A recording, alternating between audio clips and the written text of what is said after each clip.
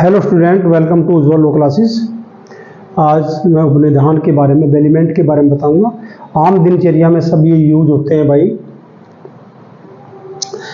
जब कोई व्यक्ति अपना पैंट शर्ट सिलवाने के लिए दर्जी के पास जाता है और दर्जी से कपड़ा दे के अपने घर आ जाता है, दर्जी कहता है कि क्या नाम जो है, एक रसीद देता है दर्जी कि फला तारीख को जो है आप आ जाइयो या किसी और ने भेज दियो और ये पैंट शर्ट जो है सिल मिलेगी, इतना पैसा देना है।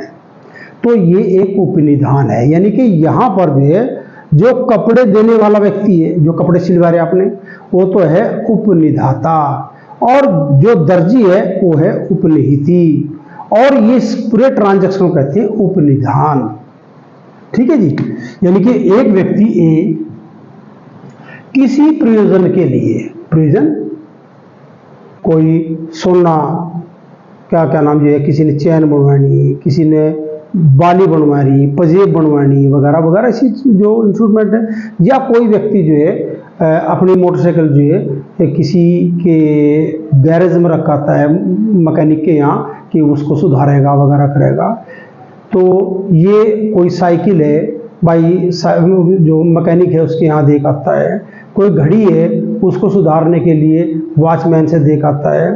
किसी मोबाइल को ये रिपेयर करने के लिए देख आता है। आदि आदि कार्य है जो हमारे समाज में डेली यूज में होने वाले हैं उनके लिए। ए जो है किसी प्रयोजन के लिए, बी को माल है, प्रयोजन है क्या और माल।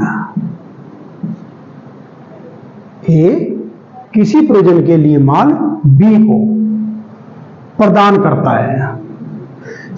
किसके अंतर्गत? संविदा के अंतर्गत। संविदा के अंतर्गत माल प्रदान करता है। जैसे ही वो प्रयोजन पूरा हो जाएगा, प्रयोजन पूर्ण होने पर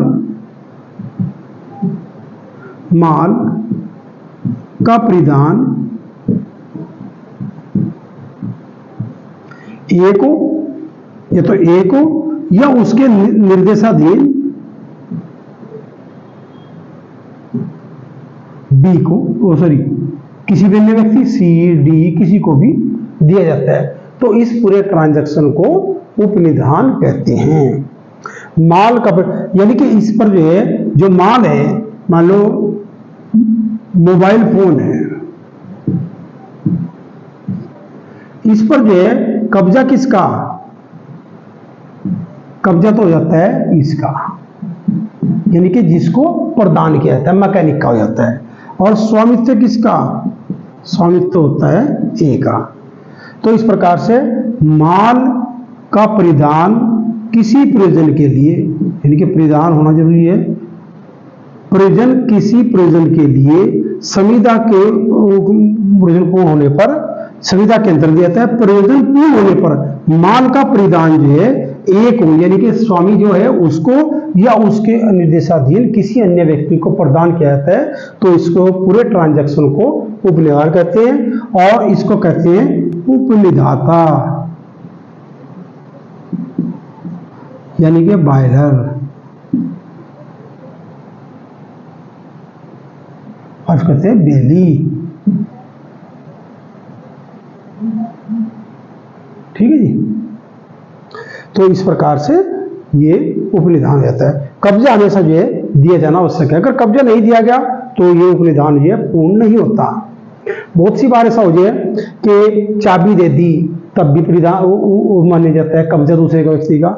ए ने अपनी कार बी को बेच दी, 1 लाख रुपए में बेच दी और चाबी भी ले ली, लेकिन गाड़ी जो है, कार अभी ए के ही कब्जे में है, यानी कि ए को ही दे रखी कि भाई मेरे यहाँ जगह नहीं है, मैं अब 15 दिन बाद या 1 महीने बाद जब भी इसका वो कर लूंगा, खड़ा करने का स्थान बना लूंगा, तब मैं आपसे ले लूंगा, और चाबी ले ली। तो यहां पर ए भले पूर्व मालिकता हो, ए जो है के कब्जे में है तो वह उपनीति हो गया, और बी जिसने कब्जा ले लिया वह जो है उपनिधाता हो गया। तो यहां ऐसा भी हो सकता है। एक मामला है जिसमें कि एक महिला आभूषण बनाने के लिए कुछ सोना जो है लेकर दुकानदार के पास गई। वह सुबह से शाम तक आभूषण बनवाती थी और जैसे ही आभूषण अधूरे रह जाते थे तो अपनी एक जो उसकी संदूक था उसमें ताला लगा के और घर आ जाती थी। एक रात ये सुनार के यहाँ चोरी होगी और उसका बक्सा भी चोरी हो गया। उसने जो उपनिधान, उसने कहा कि ये उपनिधान था और उसको वापस लेने के लिए, उसकी कीमत वापस लेने के लिए सुनार पर मुकदमा किया। तो न्यायालय ने कहा कि ये उपनिधान सर्जित नहीं हुआ था क्योंकि कब्जा आपके पास था, क्योंकि चाबी आपके पास थी, इसीलिए सुनार किसी दायित्व के अधीन नहीं होगा और उससे जो आप किसी प्रकार का जो धन या प्रतिकर वसूल नहीं कर सकते क्योंकि उपनिधान के निर्माण ही नहीं है। ये केस है आपका कालिया पेरुमल वशी वीसा लक्ष्मी का केस है जो मद्रास उच्च न्यायालय ने किया था डिसाइड। आर्टजन वर्सी निकोलस का केस है जिसमें कि एक व्यक्ति रेस्टोरेंट में खाना खाने के लिए गया और वह कोट पहने हुए था। तो वहां पर जो है मालिक, जो रेस्टोरेंट का मालिक है, उसके बैरे ने उसका कोट उतारा और पीछे खूंटी में रख दिया। जब वह खाना खा के निपटा तो उसने जो है और बिल पे कर दिया, अपना कोट मांगा, वो कोट वहां से चोरी हो चुका था। तो इसके लिए यहाँ क्योंकि मालिक के नौकर बैरे ने उसको बेफिक्र कर दिया था, कोट उतार कर खूंटी पर रख दिया था, तो यहाँ पर जो है न्यायालय ने कहा एक विधि मान्य उपनिधान का निर्माण हो गया था और कोर्ट क्योंकि वहां रेस्टोरेंट चोरी हुआ उसके दायित्व मालिक पर था और मालिक जो है इसकी भरपाई करने के लिए जिम्मेदार है।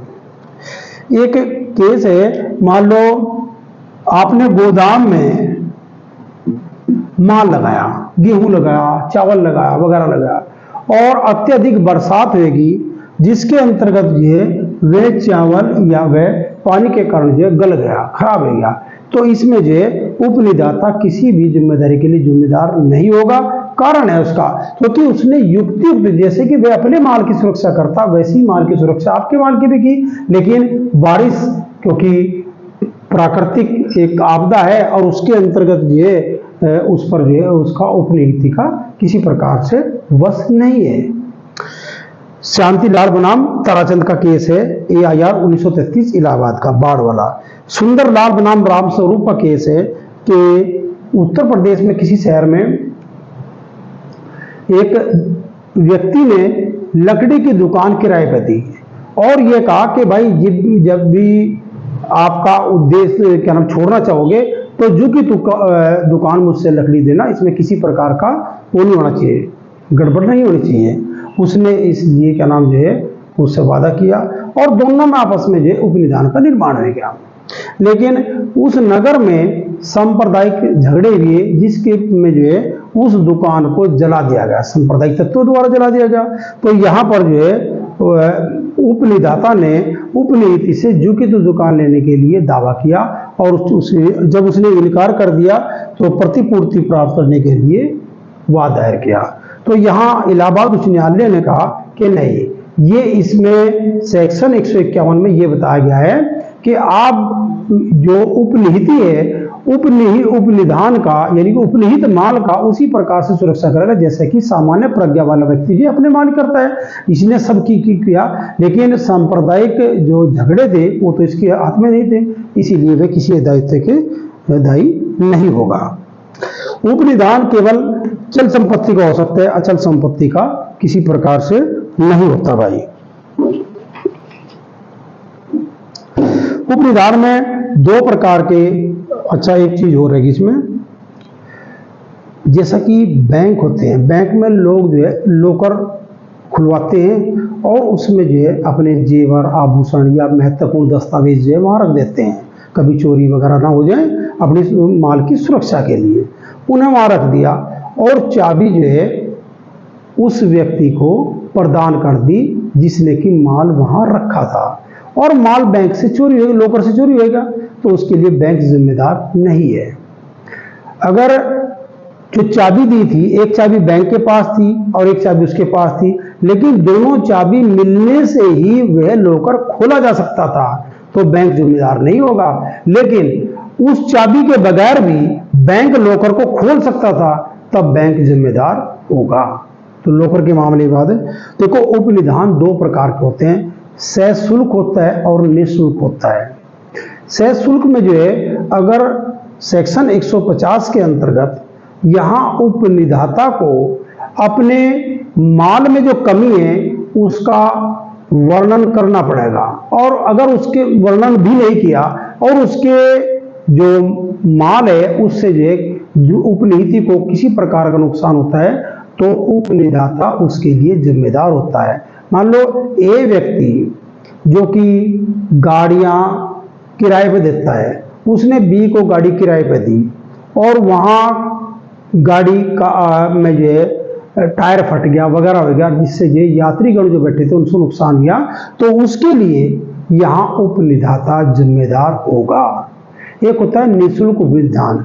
मान लो कोई व्यक्ति मेरे पास आया और भाई साहब थोड़ी दूर के लिए मुझे स्कूटर चाहिए आपका, आप स्कूटर दे दो, और मैं जानता था कि इसमें ब्रेक नहीं है या ब्रेक बहुत कम है, और मैंने इस बात की चूक की और जिसके कारण जो है उसके साथ एक्सीडेंट रहेगा और उसकी जो चोट लग गई, तो वहां मैं जिम्मेदार हूं इस बात का, क्योंकि निःशुल्क उपनिधान में मुझे बताना चाहिए था कि भाई क्या नाम है, अगर वहां पर कोई चीज यानी कि स्कूटर बिल्कुल ओके था और उससे मांगने से मैंने दे भी दिया, मुझे आंतरिक गड़बड़ियों के बारे में मैं नहीं जानता था और उसके जो है चोट लग गई यानी कि एक्सीडेंट हो गया वगैरह हो गया, उसके लिए निःशुल्क उपनिधान में उपनिधाता किसी भी दायित्व के अधीन नहीं होता, यानी कि उसका कोई दायित्व नहीं होता। चोट लगी भाई आप पे लगी, लेकिन अगर उसने उपनिधाता को ने यानी कि बायलर ने इस बात का पता है कि निःशुल्क उपनिधान फ्री उसमें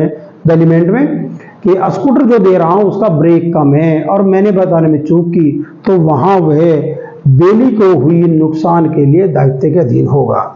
देखो, ये उपनीति पर उपनीति का धारणाधिकार भी होता है, राइट इन लाइन होता है बेली का।